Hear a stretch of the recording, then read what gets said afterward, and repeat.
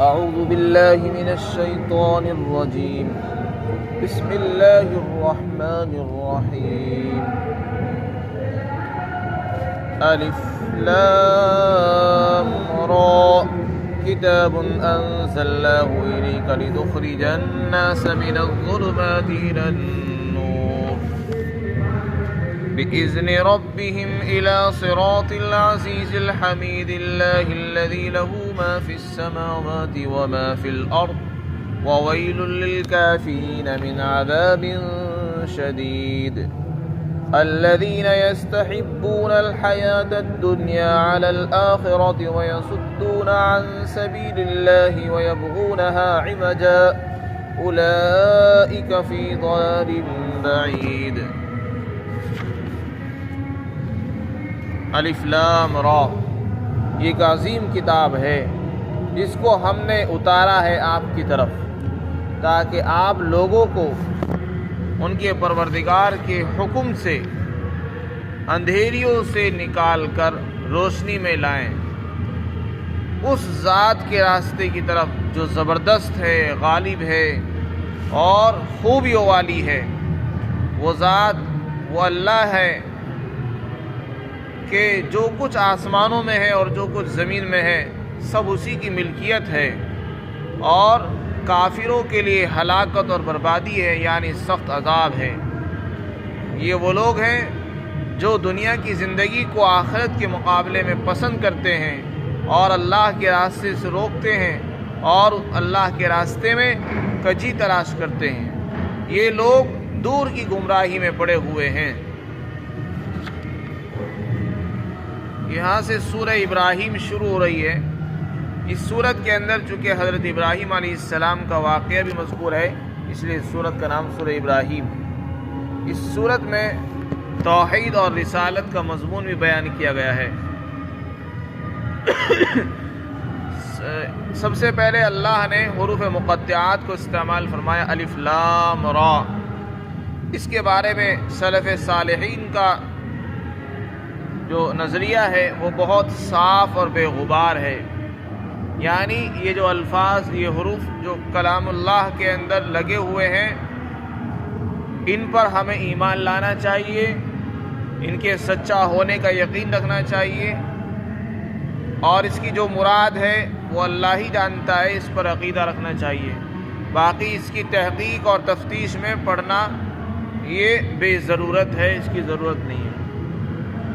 یہ اللہ کو ہی معلوم ہے اس کی کیا مراد ہے، یہ اللہ اور اس کے رسول کے درمیان ایک راز ہے۔ آگے اللہ تعالیٰ نے قرآن کریم کے متعلق فرمایا کہ قرآن وہ کتاب ہے، وہ عظیم الشان کتاب ہے جس کو ہم نے اتارا ہے آپ کی طرف۔ ایک تو قرآن کریم کی تعریف بیان کی، دوسرے قرآن کے نازل کرنے کی نسبت اپنی طرف فرمائی کہ اس کو ہم نے اتارا ہے۔ کوئی بڑا آدمی اگر یہ کہے کہ یہ کام میں نے کیا تو اس کام کی اہمیت کا پتہ چل جاتا ہے کہ ہاں یہ بڑے آدمی نے کیا ہے، کسی معمولی آدمی کا کام نہیں، یہ کسی بڑے بادشاہ کا، کسی شہزادے کا کام ہے۔ اور قرآن جیسی مقدس کتاب کو اللہ فرماتے ہیں اس کو ہم نے اتارا ہے، تو اللہ تو مالک الملک ہے، وہ شہنشاہوں کا شہنشاہ ہے۔ وہ جس چیز کی نسبت اپنی طرف کر دے اس کی عزت میں چار چاند لگ جاتے ہیں اور وہ بلندیوں پر پہنچ جاتی ہے۔ تو قرآن کے عظیم الشان ہونے کی طرف بھی اشارہ ہے، اور پھر جس پر نازل فرمایا اس ذات کا بھی ذکر فرمایا کہ اس کتاب کو ہم نے اے محمد آپ کی طرف نازل فرمایا ہے، یعنی کسی عام آدمی کی طرف نہیں، آپ کی طرف۔ اور کوئی آدمی دنیا میں، کوئی بڑا آدمی، بڑا بادشاہ کسی کو کوئی انعام دے، کوئی چیز عطیہ کرتا ہے تو اس کی عزت میں بھی چار چاند لگ جاتے ہیں۔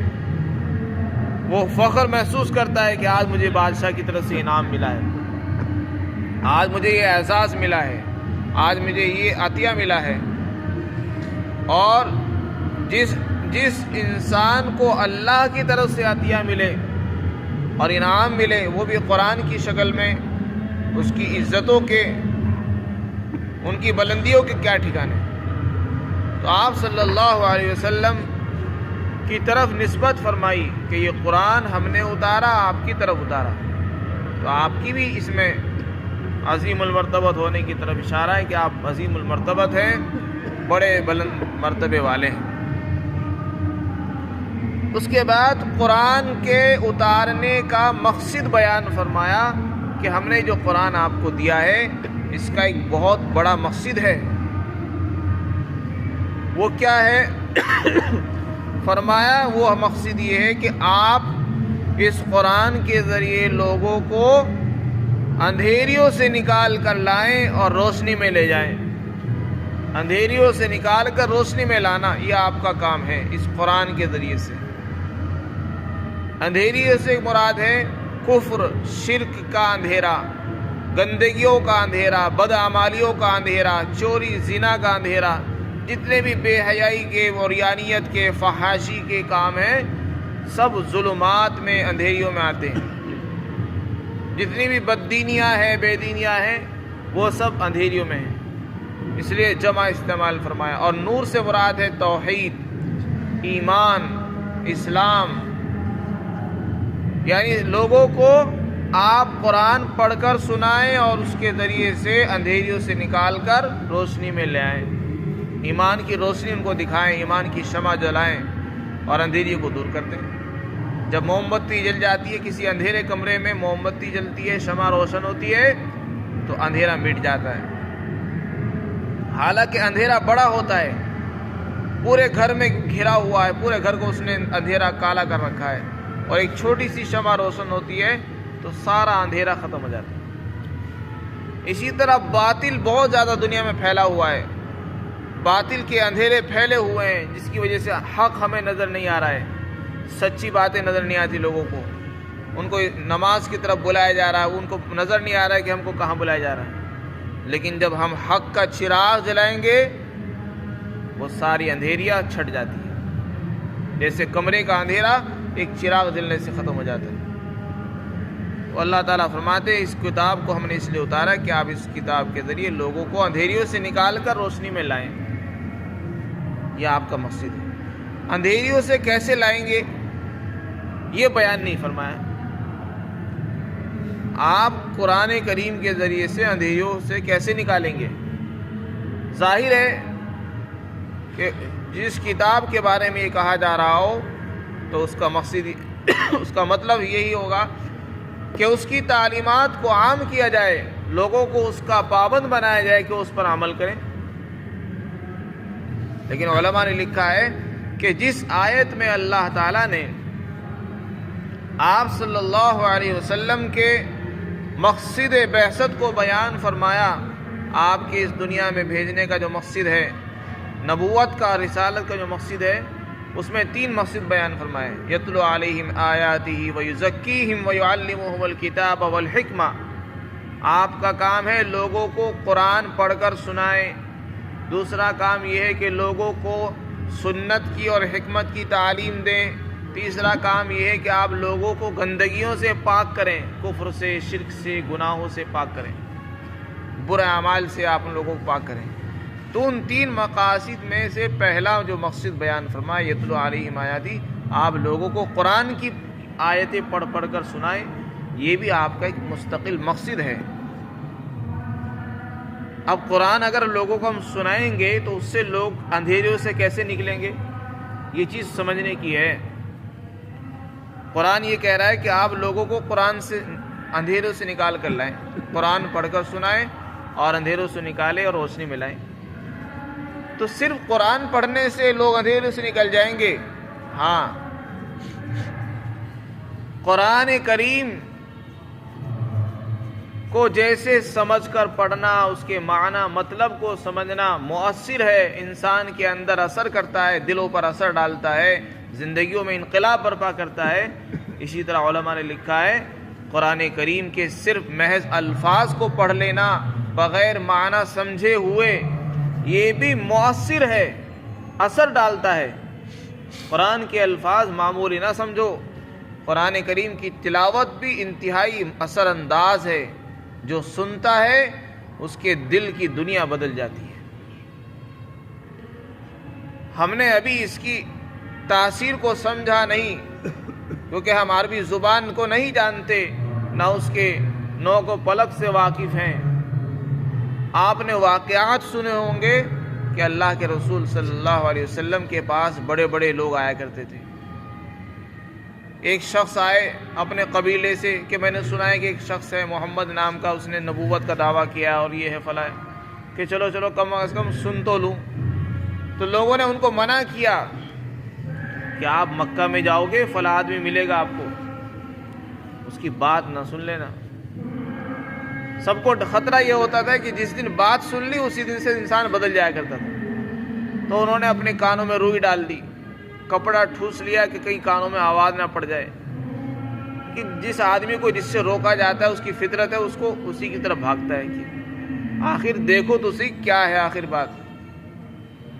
تو انہوں نے بات سنی لی، آپ کی بات کو سننا تھا، کلام اللہ کو سنا، تو بے ساختہ اعلان کر دیا کہ میں نے تو فلاں کا بھی کلام سنا، میں نے شاعروں کا بھی کلام سنا، میں نے کاہنوں کی بھی باتیں سنی، خدا کی قسم جو کلام آپ نے سنایا ہے ایسا کلام تو میں نے سنا ہی نہیں۔ وہ لوگ عربی جانتے تھے، عربی کی فصاحت سے، بلاغت سے واقف تھے، اس کے اعجاز سے واقف تھے کہ کس درجے کی عربی ہے۔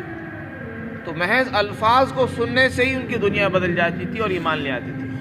کتنے واقعات ایسے ہیں کہ آپ نے کسی کو کچھ نہیں بتایا، نہ کسی کو دعوت دی،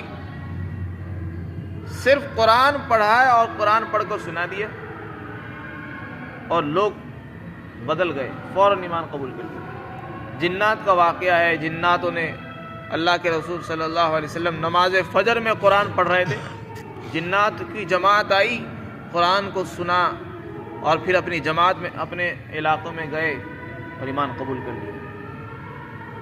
اسی طرح کے اور بڑے بڑے سرداروں کے واقعات ہیں کہ وہ آئے اور قرآن سنتے تھے، آپ ان کو قرآن پڑھ کر سنایا کرتے تھے اور کچھ نہیں کرتے تھے۔ تو اس لیے میں تو کہتا ہوں کہ ہم بھی اگرچہ عربی نہ جانتے ہوں لیکن قرآن تو اپنا اثر ڈالتا ہی ہے۔ ہم بھی قرآن کو پڑھنے کا مزاج بنائیں، جب بھی کسی کو دعوت دیں تو قرآن پڑھ کر دیں، قرآن کریم کو پڑھنے کا مزاج بنائیں، پڑھنے کا، سننے کا، سنانے کا، کیونکہ قرآن جیسے ہدایت کا ذریعہ ہے اسی طرح دلوں کو نرم بھی کرتا ہے، دلوں کی دنیا بدلتا ہے، دلوں کے اندر سے اندھیروں کو دور کرنے کا ذریعہ ہے۔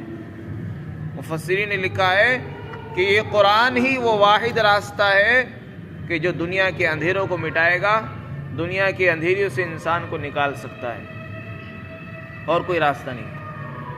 دنیا کی ہلاکتوں سے، بربادیوں سے اگر نکلنا ہے، نجات پانی ہے تو قرآن، وہ قرآن خود اللہ نے بتا دیا۔ دنیا میں جتنی بھی اندھیریاں ہیں، ظلمات ہیں، ہلاکتیں، بربادیاں ہیں، سب سے نکلنے کا راستہ قرآن ہے۔ بس قرآن کو لازم پکڑ لو، اس کے قریب آ جاؤ، جتنا قریب آئیں گے اتنا ہی ہم اندھیروں سے بچ جائیں گے، ظلمات سے بچیں گے۔ فرمایا کتاب انزلناہ الیک، کی کتاب ہے جس کو ہم نے اتارا آپ کی طرف تاکہ آپ لوگوں کو نکالیں اندھیریوں سے روشنی کی طرف۔ اب یہاں ایک سوال ہو سکتا ہے کہ اندھیروں سے نکالنا اور روشنی میں لانا، یعنی ایمان کی طرف لانا، کفر سے نکال کر، کفر کی دلدل سے نکال کر ایمان کی روشنی میں لانا، یہ اس کا نام تو ہدایت ہے، اور ہدایت تو نبی کا کام نہیں ہے، ہدایت تو اللہ دیتے ہیں۔ تو یہاں کیسے کہا جا رہا ہے کہ آپ کا کام یہ ہے کہ آپ قرآن کے ذریعے سے لوگوں کو ہدایت دیں اور اندھیروں سے نکالیں اور ایمان کی طرف لائیں؟ چنانچہ آگے جو اللہ تعالیٰ نے فرمایا بِإِذْنِ رَبِّهِمْ، اس جملے نے اس کو صاف کر دیا ہے کہ آپ کا جو کام بتایا جا رہا ہے لوگوں کو کفر سے نکالنے کا اور ایمان کی طرف لانے کا، یہ آپ جب ہی کر سکتے ہیں جب آپ کے رب کا حکم ہو اور اس کی اجازت ہو، اس کی منشا شامل ہو۔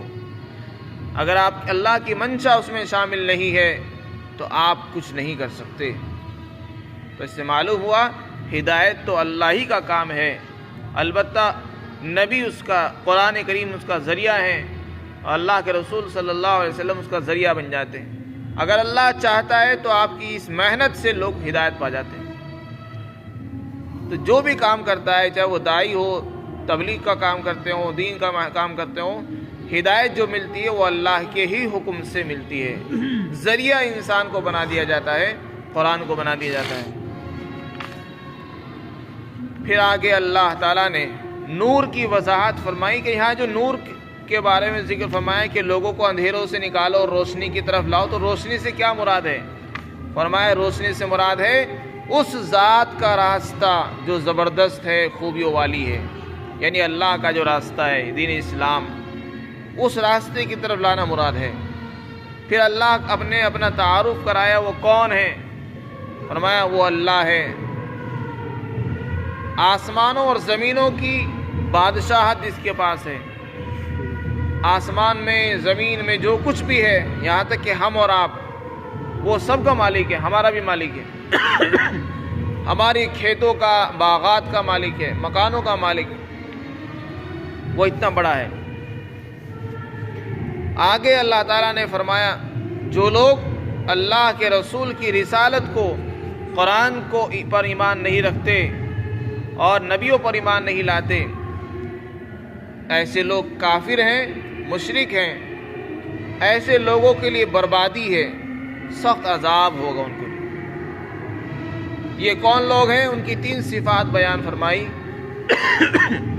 یہ وہ لوگ ہیں جو دنیا سے محبت کرتے ہیں، آخرت کے مقابلے میں دنیا کو ترجیح دیتے ہیں اور دنیا کو پسند کرتے رہتے ہیں۔ اس دنیا کی محبت نے ہی ان کو روکا، ان کے لیے رکاوٹ کھڑی کر رکھی ہے، جو ان کو نظر نہیں آ رہا حق، ان کو روشنی نظر نہیں آتی۔ اس کے اندر سب سے بڑی رکاوٹ دنیا کی محبت ہے۔ جب انسان میں دنیا کی محبت آ جاتی ہے تو اس کو حق نظر نہیں آتا، اس کو دنیا ہی نظر آتی ہے، سب کچھ، بس دنیا ہی سب کچھ ہے۔ تو کافروں کو ایمان لانے سے جو چیز رکاوٹ بنی ہوئی ہے وہ دنیا کی محبت ہے، دنیا سے محبت کرتے ہیں، اس لیے وہ آخرت کے بارے میں نہ سوچتے ہیں نہ کوشش کرتے ہیں۔ اسی طرح دوسری صفت یہ بیان فرمائی کہ وہ اللہ کے راستے سے بھی روکتے ہیں، خود بھی ایمان نہیں لاتے، کوئی لانا چاہتا ہے اس کو منع کرتے ہیں کہ مت لاؤ۔ اور تیسرا کام ان کا بیان فرمایا، تیسری صفت، کہ وہ اللہ کے راستے میں کجیہ تلاش کرتے ہیں۔ کجی کے معنی ٹیڑھا پن، اعتراضات، کمیاں، خامیاں، کیڑے تلاش کرتے ہیں۔ ایک تو اسلام قبول نہیں کرتے، حق کو قبول نہیں کرتے، اور اسلام کو بدنام کرنے کے لیے اس میں اعتراضات ڈھونڈتے ہیں، کمیاں تلاش کرتے ہیں کہ کوئی کمی ملے اور ہم اس کو عام کریں تاکہ لوگ اس سے نفرت کرنے لگیں، دور ہو جائیں۔